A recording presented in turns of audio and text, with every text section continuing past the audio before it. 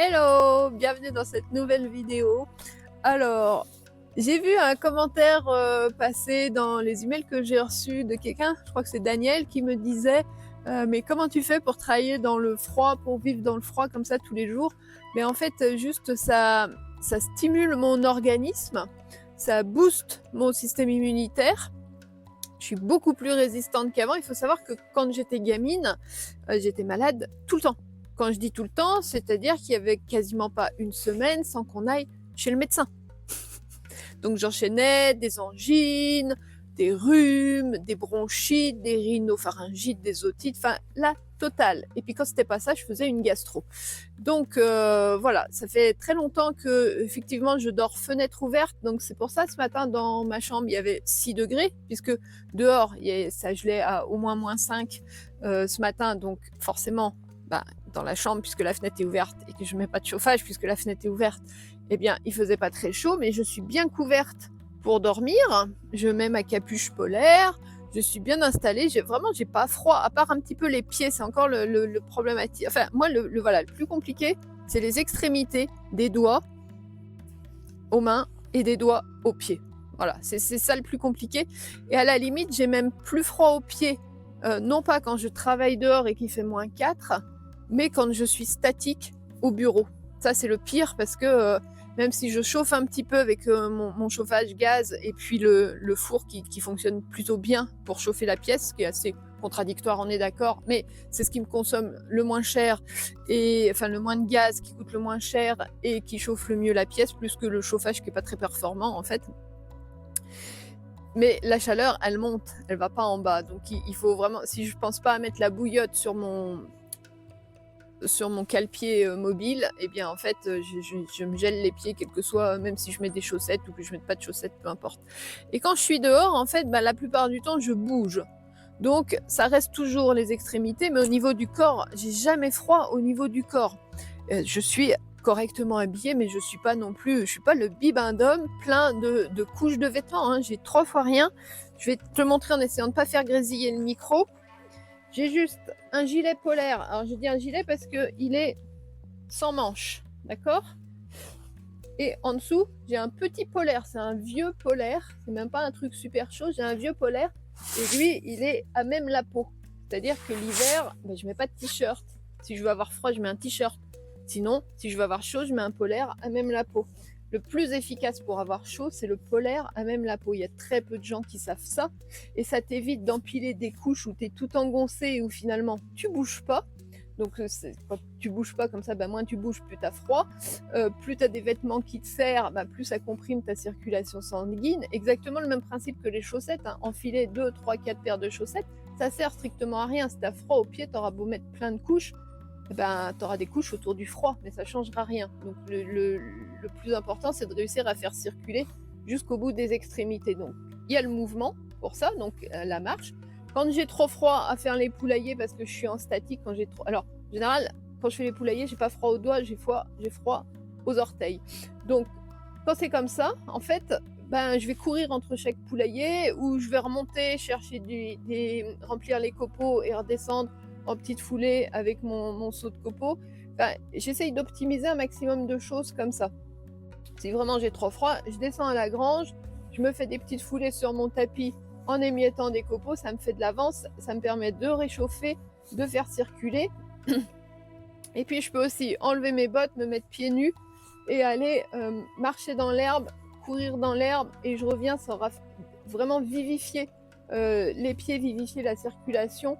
Et ensuite, après, forcément, tu as chaud. Je vais aller me rincer les pieds à l'eau froide avant de rentrer. Je vais les sécher, les mettre au chaud. Ça, c'est génial. C'est ce que je vais faire là, avant de rentrer à la maison. Alors, ça aurait été... Là, ça gèle plus. C'est en train de dégeler. C'est dommage, que je voulais faire une vidéo où je suis à marcher pieds nus dans l'herbe gelée. Mais ce sera pour une autre fois. Parce que ce matin, j'avais vraiment pas le temps de le faire. Les poulets attendaient et tout. Donc, je voulais vraiment avancer le boulot avant de faire la vidéo et avant d'aller faire ma petite marche pieds nus pour me connecter à la terre.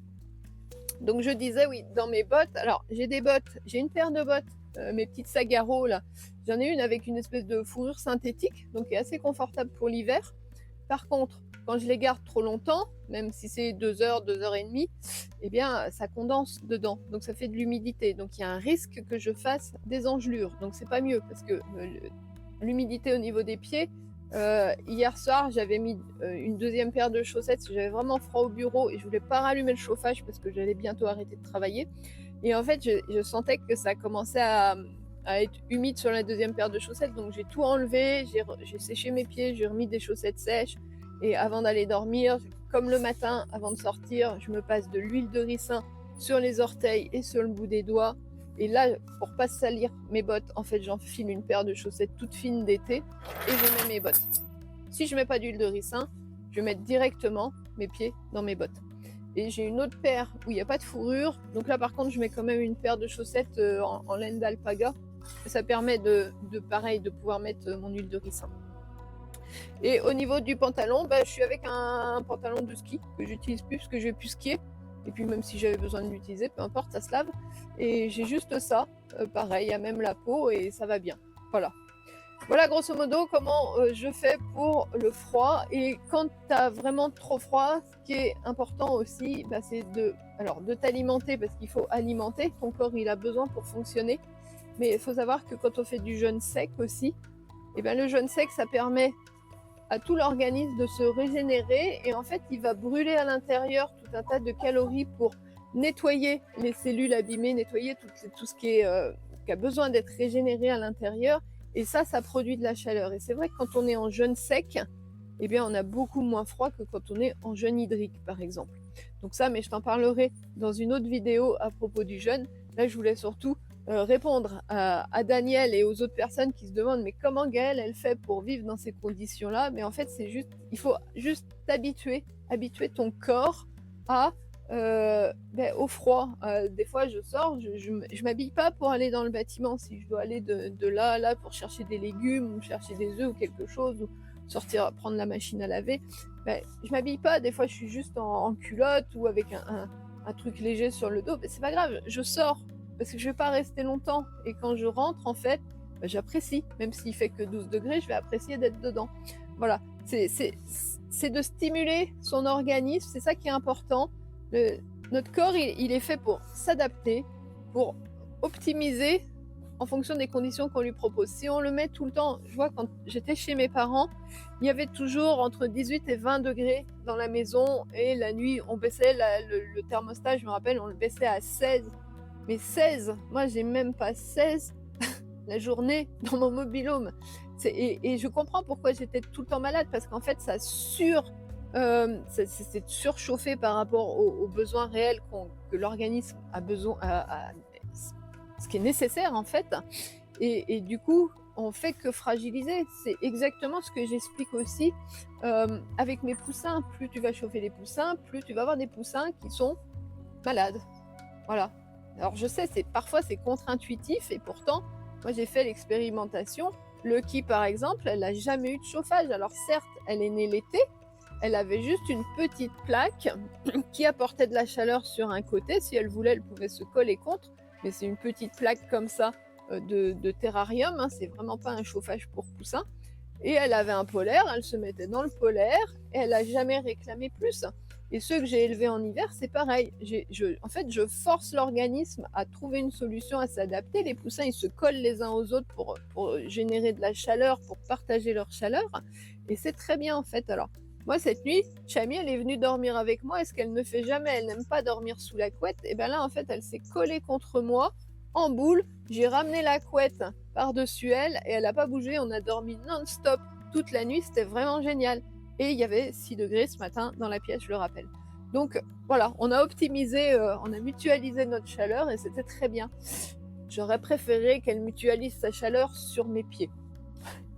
C'est vraiment mon focus, là, depuis hier soir, mon focus, c'est mes orteils, parce que j'ai tellement peur que ça brûle vraiment et que ça fasse des engelures. J'ai déjà le bout des doigts qui a brûlé, mais bon, c'est pas grave, c'est juste que j'ai plus de sensibilité à certains endroits, mais c'est pas très grave, hein, ça va se régénérer, se réparer.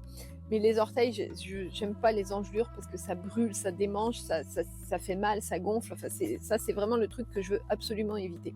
Voilà, j'espère que cette vidéo sur mes conditions de vie, mes expérimentations de pousser un peu le corps dans ses retranchements, bah, j'espère que ça aura répondu aux questions que tu peux te poser. Et c'est pas nécessairement de me plaindre hein, quand je monte des images avec les températures basses ou qu'il fait froid, tout ça, c'est pas pour qu'on me plaigne, en fait, c'est juste pour montrer que c'est possible de le faire. Voilà. Évidemment, je préférerais qu'il y ait tout le temps 15 degrés dans le mobil-home, surtout quand j'y travaille au bureau, ça serait vachement plus confortable. Mais c'est pas le cas, c'est comme ça, c'est la vie que j'ai choisie et je l'assume. Et c'est très très chouette aussi comme ça, parce que ça me permet de voir que je suis capable de m'adapter. Je suis capable d'optimiser. Mon corps, il est résilient et en plus, il devient de plus en plus résistant. Et ça n'a pas de prix. Qui plus est, quand on était tout le temps malade. Je te souhaite une très belle fin de journée. Je te souhaite également le meilleur à toi, créateur de ton bonheur. Et je te dis à très bientôt dans la prochaine vidéo.